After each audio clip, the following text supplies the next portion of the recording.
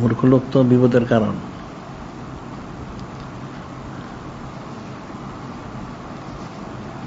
যেমন হানাফি মাযহাবে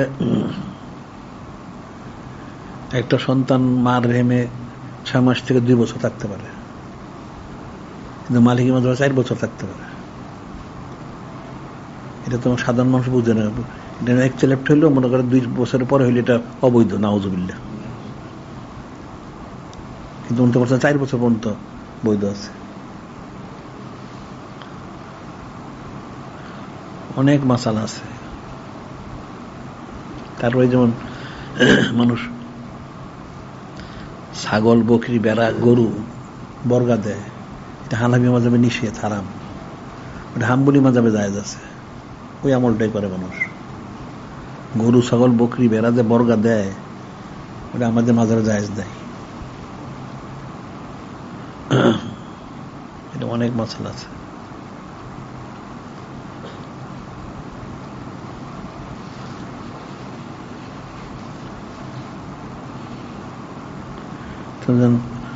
আহলে সুন্নাত জামাতে 3 তালাকে 3 তালাক, ওয়াহাবিরাতে 3 তালাকে 1 তালাক দেয়। এটা দলিল পেলে বই। তাহলে তাদের কাফের ফতোয়া দেওয়া উচিত, তারা তো কুফরি করতেছে। মাসালা অনেক আছে, তো কিতাব ঘাটলি পারো, মাসালা অনেক বেরিয়ে যাবে। ইখতিলাফি মাসালা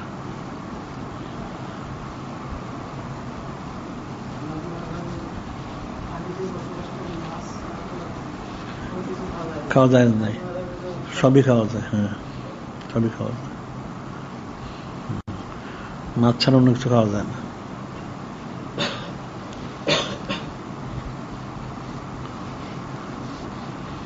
আমাদের মাঝে হইল মাছটা মারা গেলে যদি চিত হয়ে যায় তাহলে খাওয়া যায় নাই, কিন্তু অন্য মাঝে জায়েজ আছে।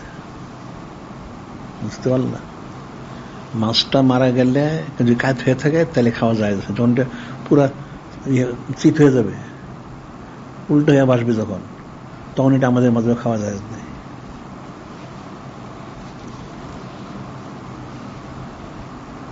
কিন্তু অন্য মাঝে জায়েজ আছে।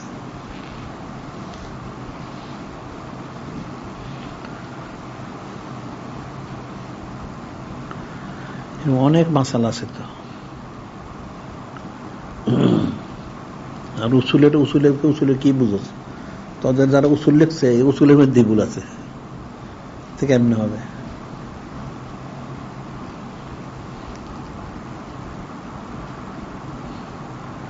ফতোয়ার তো কোনো শেষ নাই, আর তাহকিকের কোনো শেষ নাই। এই যে অনেক কাফের তো অভাব নাই। এরা তো হযরত উম্মাহাতুল মুমিনিন ওনাদেরকে 11-13 জন স্বীকারই করে না। এটার ফয়সালা কি?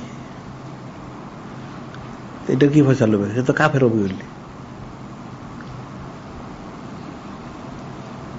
আবার নূরে মুজাসসাম হাবিবুল্লাহ হুজুর পাক সাল্লাল্লাহু আলাইহি ওয়াসাল্লাম এটা তহমতের মতন হয়ে গেল, নাউযুবিল্লাহ।